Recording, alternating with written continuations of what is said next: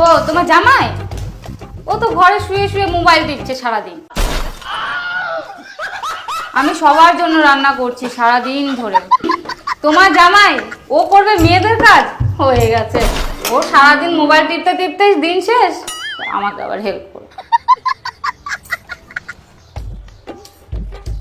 আবার জানো মা, আমি তোমার সাথে কথা বলছি আর রান্না করছি, আর বড় বড় চোখ করে তাকায় আছে একদম।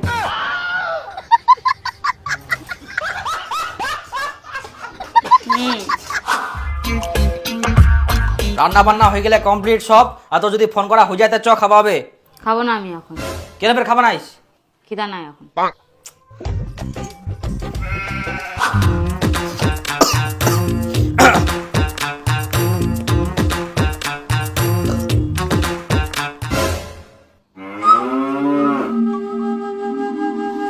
তোর আবার কি হলো, কাঁপিস কেন? কি হয় মানে?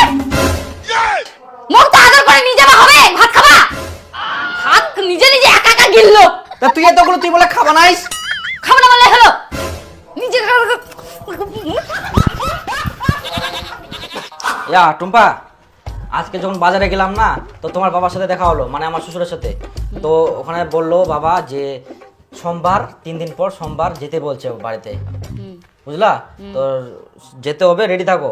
এবার যে যাবো বাবার জন্য কিছু নিয়ে যেতে হয়, এবার জামা বা শার্ট কিছু নিয়ে যেতে হবে। হ্যাঁ আচ্ছা।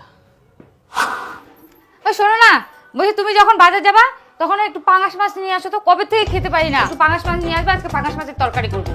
আর শোনো না, আজকে ললিতার সাথে একটু দেখা হয়েছিল বুঝলা, তো ওরা বলছিল কি যে দীঘায় যাবে। তো বললাম যে আমি শুনি তারপরে বলছি। তো তুমি কি বলছো, দীঘা যাবা? দীঘা যাবা?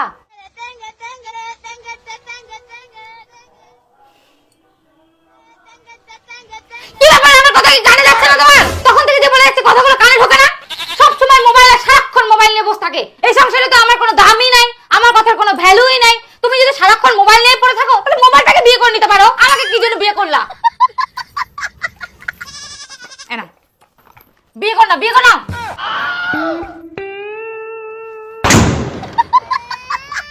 देख लो भाई, हम लड़के हैं ना, हमारे साथ ऐसा ही होता है।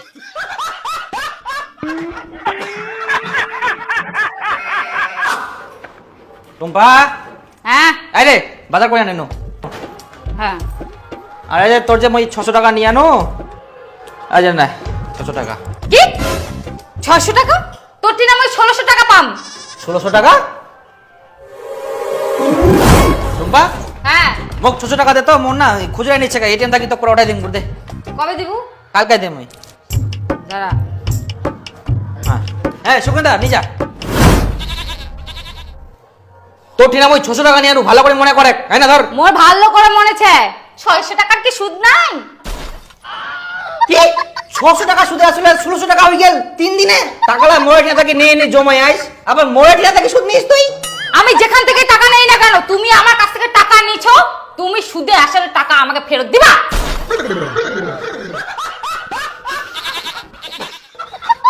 বাপ রে, সুদে সুদ, সুদে সুদ, তার উপর সুদ, একদম চক্রবৃদ্ধি সুদও পারবা না। 3 দিনে তোমার সুদ হয়? হ্যাঁ, এটা বইয়ের সুদ। আরে হ্যাঁ ঠিক, টাকা আছে তো ঠিকঠাক। বাপ রে, বাজারটা- বইয়ের টিনা থাকি কেউ টাকা নে, এত সুদ দিলে কি শেষ সর্বনাশ।